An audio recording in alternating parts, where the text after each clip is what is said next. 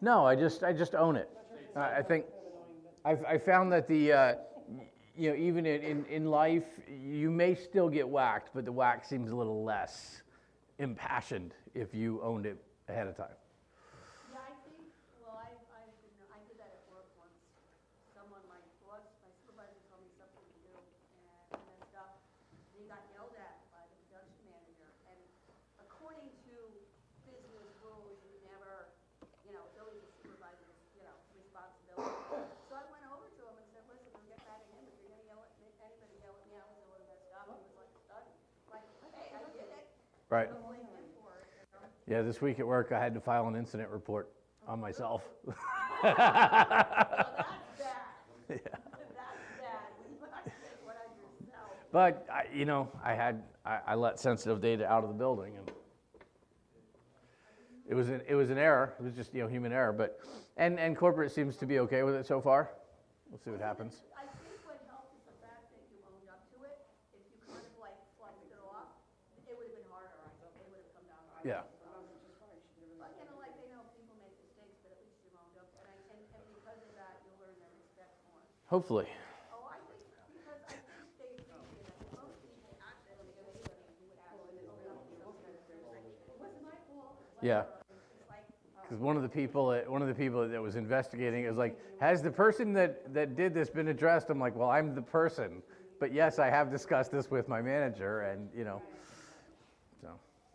Speaking of stupid issues or stupid errors,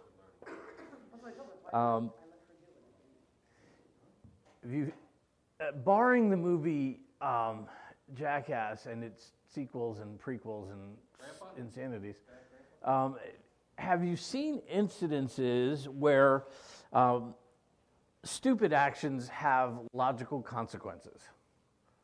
Every day. That is to say, do you have a pulse? Well, with our kids, it's like, what did you think was going to happen? Right. So let's throw out some examples. Be as colorful as you dare, I guess. But remember that you do have to go home with the same people you came with. No. Katie's like, I let you know, my pretty.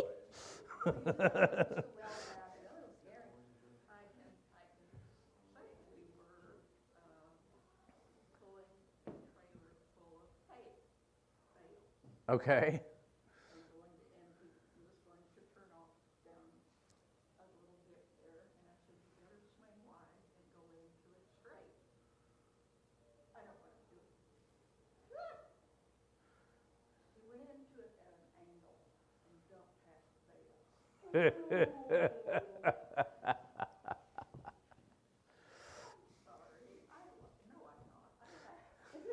Yeah, that's where you're like, I won't say I told you so, but I did. Wow. Okay. Anybody else? All of us with kids should have some very ripe moments. It's like, which one? Kids running and sliding in their socks. You really shouldn't do that. You're going to slip and fall. Okay. No. Yeah, we were still doing that in college. Like, what did you think I told you? We were still doing that in college. In college, we actually Tom Cruise, though. pledged. No, we took lemon-scented pledge to the floor, and then we sprayed it with water, and then we slid. And a good friend of mine. But you have a little more control over yourself. Sort of. A good friend of mine who pastors in Connecticut put his butt through a wall because he slid right into it.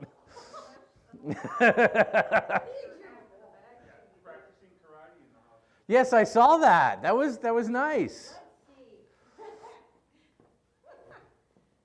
Mr. Sister?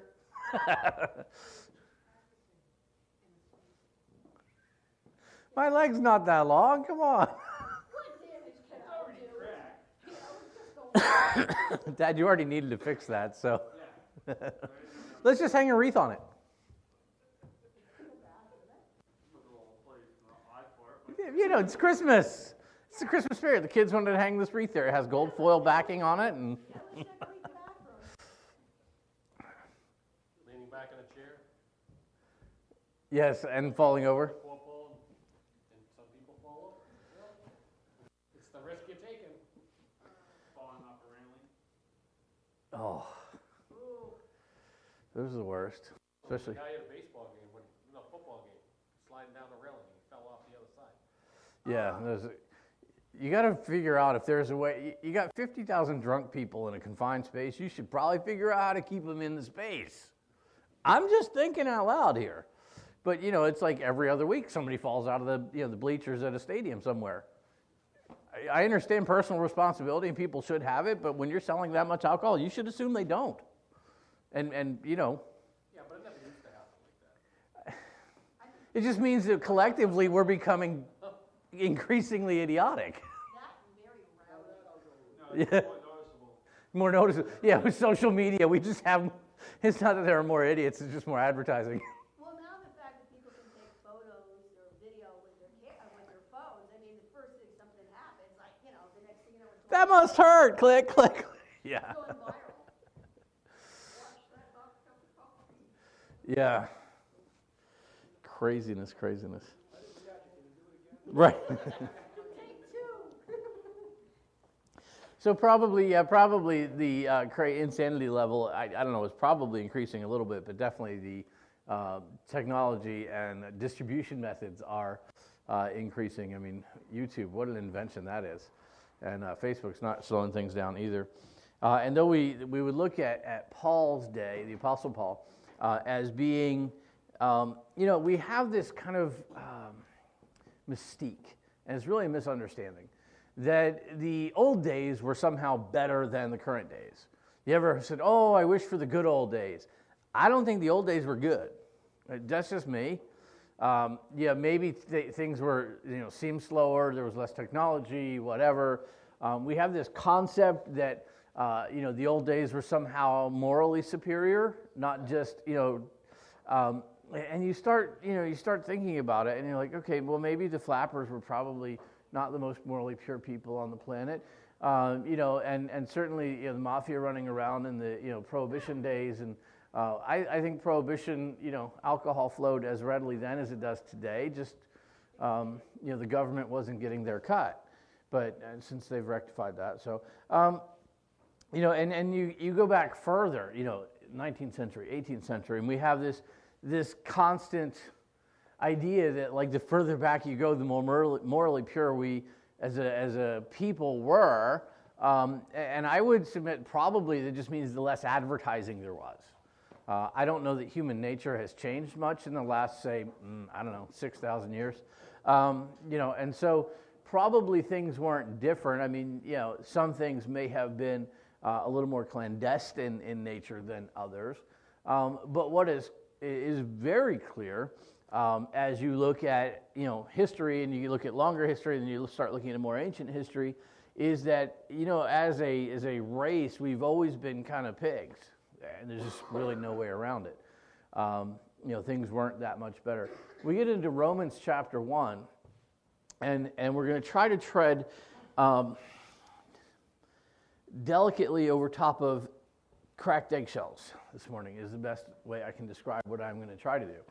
But Romans chapter 1, Paul is writing to the church at Rome. Now, if you have ever studied anything about Roman history, one of the things that should have come out somewhere along the line is that when it comes to cornering the market on debauchery, Rome got it. They really did. I was watching a documentary not that long ago on the city of Pompeii. And, it's always been a fascinating thing to me. I read a story when I was probably in sophomore or so in high school that just kind of captured my attention about the city of Pompeii. So anytime something comes up, I immediately try to find it. And, of course, this one was about all the brothels in Pompeii, which was interesting. As they are excavating the city, and you can actually go and tour the parts of Pompeii that have been excavated, but they're still peeling back layers of ash, and there's a significant portion of the city that's still buried. But as they excavate the city, one of the things they're finding out is that, holy cow, per capita, way too many brothels. This seems to have been like their Las Vegas. And it just, my whole perspective on the city of Pompeii was suddenly stripped away. I had this great image, I don't know what of, but it turns out it was actually this very debauched place of just readily access to anything you wanted. Probably something that would have rivaled Corinth or maybe surpassed Corinth, and that was already a city full of pigs. And so Rome was no guardian of moral purity, certainly.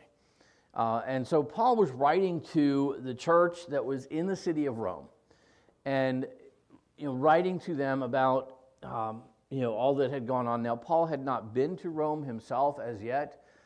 We know this from just the internal evidence in this letter itself. He had not been there. He desired to go. Romans is significant in probably the most significant book in the New Testament. It's not terribly long. It is very complex in places. This is really Paul's kind of great treatise on salvation. And it's here that he unpacks everything that he understands about salvation. All comes into play here. It is a complex read at places. Paul was a lawyer and a theologian and a scholar, bar none. And he kind of flexes some intellectual muscle in the book of Romans. So as you read through the book of Romans, if you find yourself scratching your head, get in line. Peter, when he was referring back to this book, said, Paul wrote some things that were kind of hard to be understood. and so the Apostle Peter kind of had the same reaction. So if you do, don't feel bad. This was Paul's kind of his magnum opus. And so he's talking about sin, he's talking about salvation, he's going to talk about the effects of salvation, all these things. He's going to even talk in chapters 9 through 11 about Israel's role in this whole process. I mean, he gets everything he can hit, he does.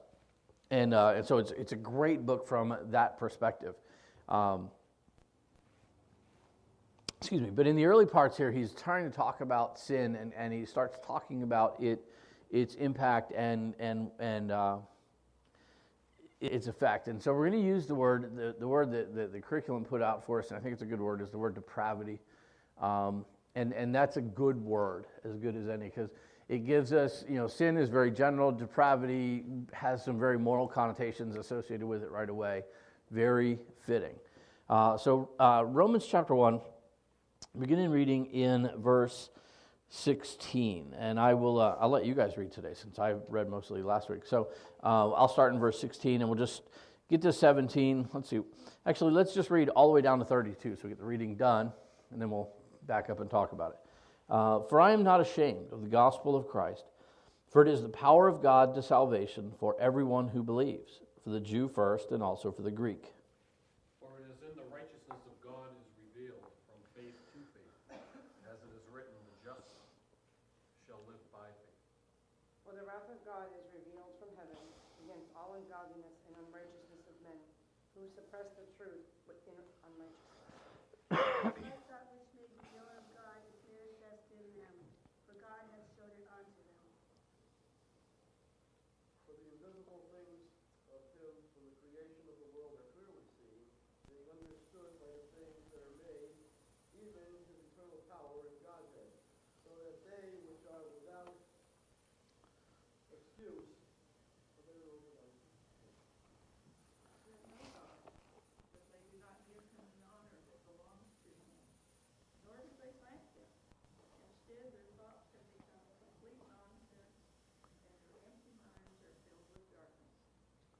professing to be wise, they become fools. And change the glory of the incorruptible God into the image made by corruptible man, and birds and four-footed animals and creeping things. Therefore God also gave them up to uncleanness in the lust of their hearts, to dishonor their bodies among themselves. Who exchanged the truth of God for a lie, and worshipped and served the creature rather than the Creator, who is blessed forever. Amen. For this reason God gave them up to vile passions, for even their women exchanged for natural use for what is against nature. And likewise also the men, leaving the natural use of the woman, burned in their lust one toward another, men with men, working that which is unseemly, and receiving in themselves that recompense of their error which was met. And even as they did not like to retain God in their knowledge, God gave them over to a reprobate mind, to do those things which are not convenient,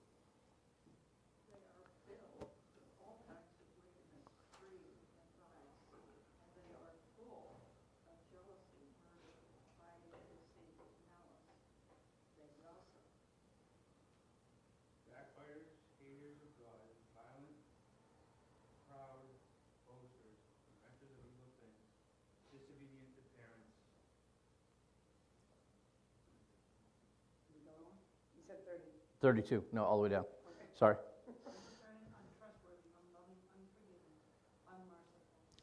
Who, knowing the righteous judgment of God, that those who practice such things are deserving of death, not only do the same, but also approve of those who practice them. All right, so survey says, have you ever read this chapter before? Some of you have. Some of you are like, holy smurf, that's in there? This is, gloves come off here, for the Apostle Paul. But again, think about the context in which he lived, a pretty depraved culture, and he puts depravity into its natural place. He tells us how we get there and where it fits. You talk about the Bible doesn't talk about homosexuality. I don't know. That seems to talk about it to me, and not in permissive terms, shall we say. Certainly doesn't. Is that me or the monitor's making noise up here? It's just hum. Oh, there. Yeah, it's humming mostly. Okay. I'll learn to live with it then for a minute. So the first couple of verses, 16 and 17, specifically, Paul starts off kind of in a more hopeful vein, in a more hopeful tenor here. He's not ashamed of the gospel of Jesus Christ. It's the power of God to salvation. And so what we really see is he prefaces his remarks about depravity with the idea that the gospel does provide hope for people living in a way I'm getting ready to describe. So you think about, in our culture, and you think about the depravity in our culture, you think about the destruction in our culture, you think about the sadness and the madness and the insanity, and you ask, is there a cure?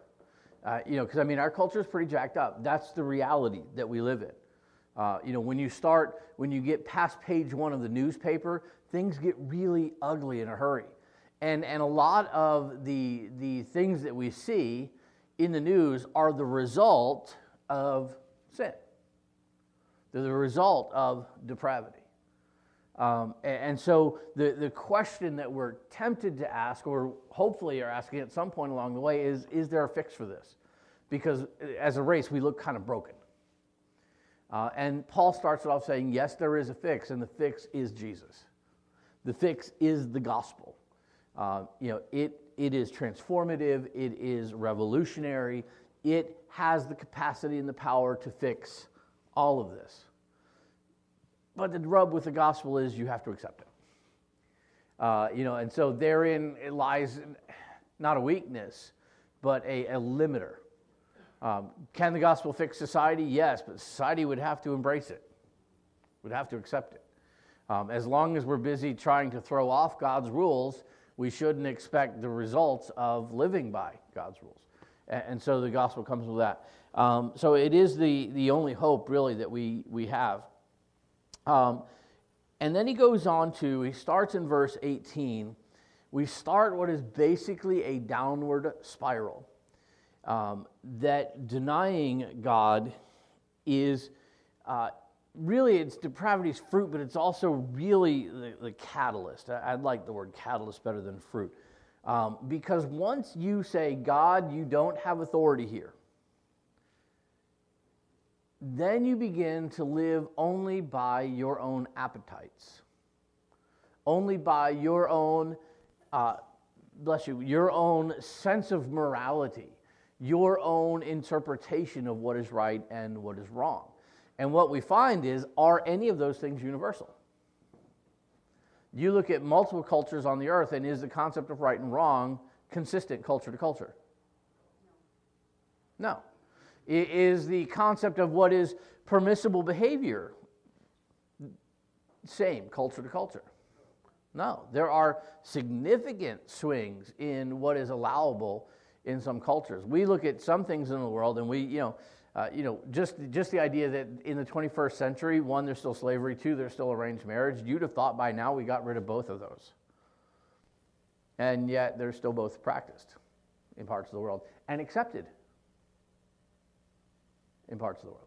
So, automatically, as soon as you say, okay, God, I'm going to take you out of the picture, this notion of absolute truth is not fitting for a postmodern era, and so, everything is relative. We're just going to make it up as we go along and see what happens from there. There was actually an incident in the Bible, or a time in the Bible, where that was kind of true. You look into the book of Judges in the Old Testament, and one of the recurring phrases that you will see in the book of Judges is that everybody did what was right in their own eyes. And boy, that was kind of a mess. And that's the same thing that we experience in our own day. So as soon as you say, okay, God, you're out, your absolutes are out, your word is out, we're going to live how we want to live. From there, you start a downward spiral, because what we know, even sociologists tell us, psychologists tell us, even of our own selves, is that our appetites will only increase. Regardless of what it is, that appetites tend to increase. And so you look at, like, they talk about, you see on CSI and some of those other shows, this guy he's a rapist and a murderer, and it's only going to intensify from here, because they're always looking for the next big thrill, and it's got to get bigger, it's got to get, and that's exactly what happens. As soon as and granted, that's extreme. But even on the less extreme, that's what's going to happen. You think about, how many of you remember, what was that stupid movie? Frankly, My Dear, I Don't Give a Damn. Gone with the Wind, thank you. You think about the controversy that the line I quoted created when it was first shown. If you think about your cinematographic history, here's that for a word. Do you remember hearing about the great furor that caused? Because he would actually drop the D word in the middle of a movie that was going to be shown to everybody. Now, I just quoted it in church and nobody even blushed. Have we as a culture moved? What was just a generation ago a horrible happenstance, in our day is so commonplace that none of us even, whatever, I've heard far worse in this room. Have we moved? And I think the answer is yes. And so what we can see in any kind of area that we isolate and look at is that those things will intensify. You think about commercials. We have the idea in advertising that sex sells. I don't know where they developed that idea, but it's probably true, and it's definitely worse.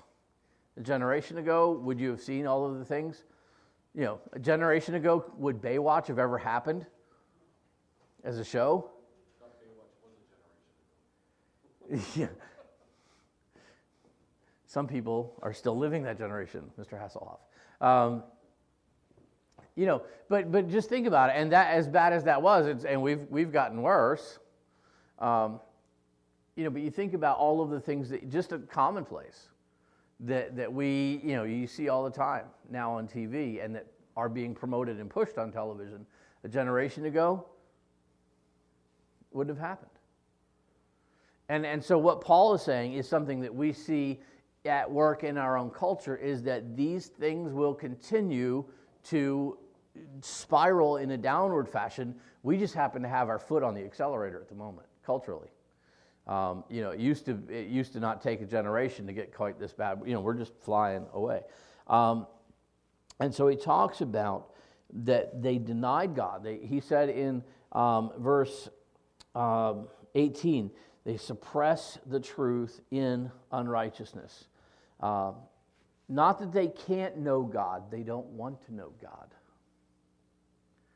It's kind of that classic example, why can't a thief find a cop? Yeah, they're not looking. Why can't we in our sin find God? Because we don't want to find him. We're actively trying not to. And so Paul says here, this is the problem. They deny God. It's not that they can't find him or can't know him. They do not want to find him, and they do not want to know him. Because if you acknowledge God's existence, then all of the stuff that goes with God, like his word and Jesus and sin and judgment and all those things, come with him. And they definitely don't want that, because that means then that if sin is real, I might be a sinner. If God gets angry and judges, then he might be angry at me and want to judge me, and what gives him the right?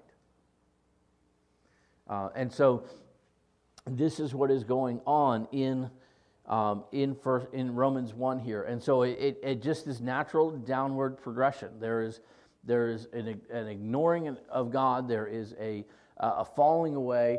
There is idolatry, trying to change the image of God into the image of four-footed animals. What does God look like? What is the image of God? Right, God is a spirit. And so any physical representation of God is automatically wrong. That's why God said all the way back in the book of Exodus, in the Ten Commandments, don't make any graven images like me, because you can't draw a picture of a spirit. There is no physical essence. There is no physical form to draw.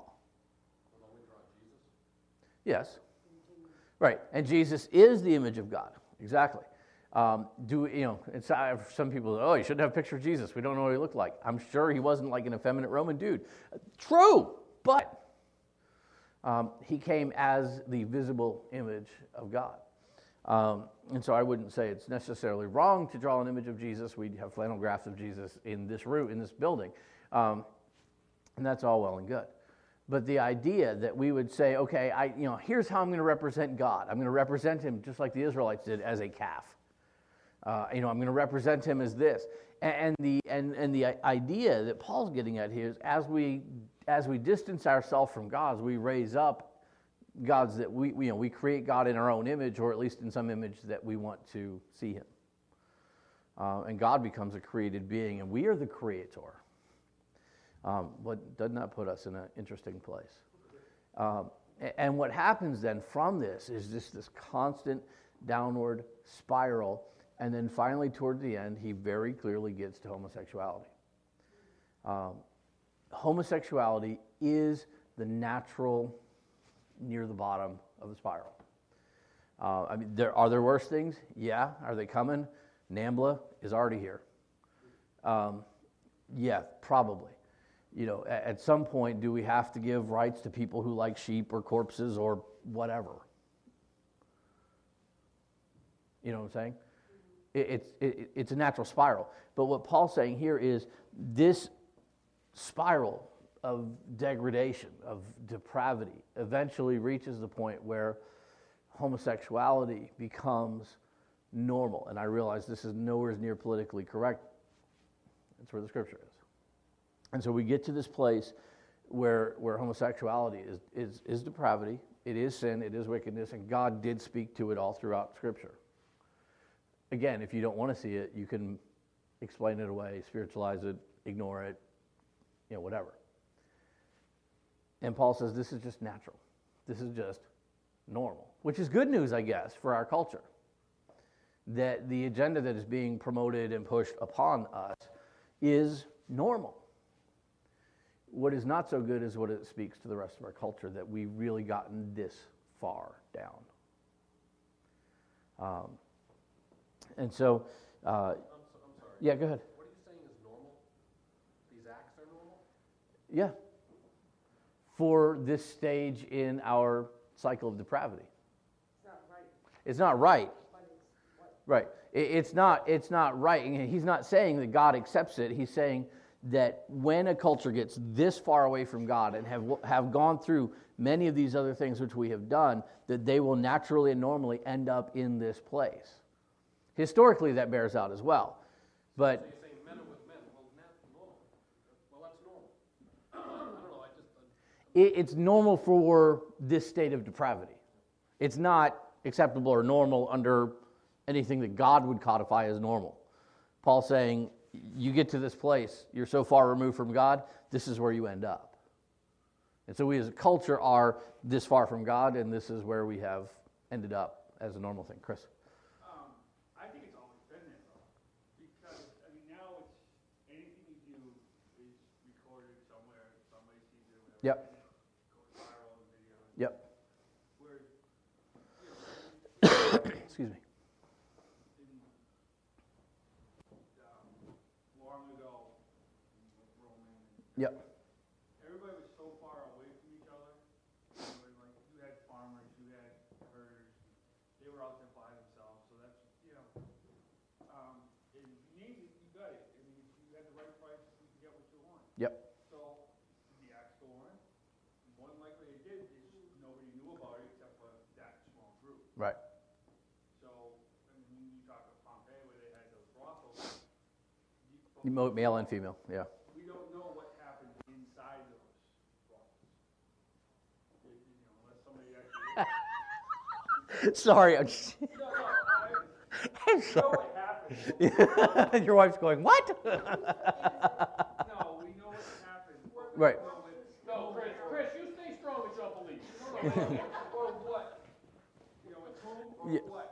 Or, what happened with, I should say. Yeah. Anything could have taken place in those. And anything did, yes. So, I mean, it's almost like you talk about Vegas. You go to Vegas and they put God and Jesus as an attraction rather than what's, Right.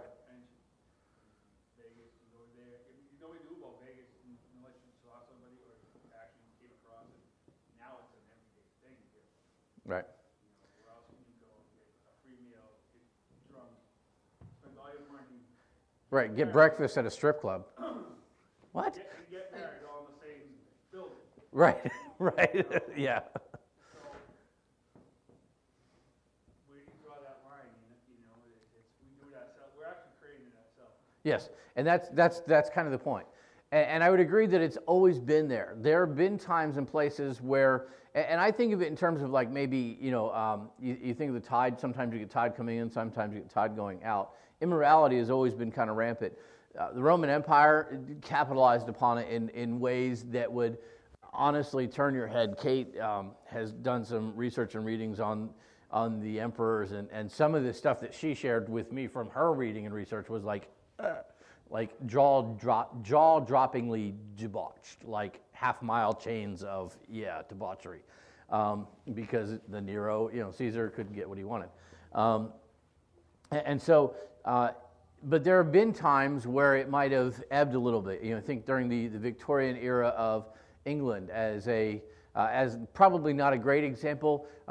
Queen Victoria was single and chaste, and not actually historically, but all the skeletons got pushed into the closet a little bit. We at least closed the closet door. Did we get rid of it? No, it continued. I agree. It's always been there. But I think it has ebbed and flowed. But what is true is, as a culture gets further away from God, it intensifies. It comes out into the public marketplace, and it gets to the point where we have today that it's very acceptable.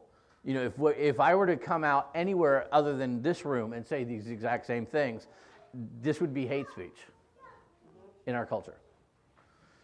Am I hateful? No. But does God have absolutes? Yes. So we need to shut it down. We have been invaded by midgets. So, and their lessons, parents, you can check on your handouts today. Their lessons, except for the teen class, which did hit similar. But the younger kids take heart. We're looking at something different. So the handout there tells you on the back of it what they were looking at. So you can look at that. Let me pray for us. Father, we thank you for your word, Lord. I thank you for this topic, that it comes up, that you did address it in no uncertain terms. Father, help us to understand that you hate sin, but you love sinners. And help us as a people to guard ourselves morally, to remain pure, and yet still reach out to win those who are engaged in sin, recognizing that they need to be loved, and we're sinners, maybe not in the same sins, but still. Help us, Father, as we meet in this next hour. Would you meet with us? Would you speak to us? Lord, would you help us to celebrate your goodness in the birth of our Savior, in Jesus' good name.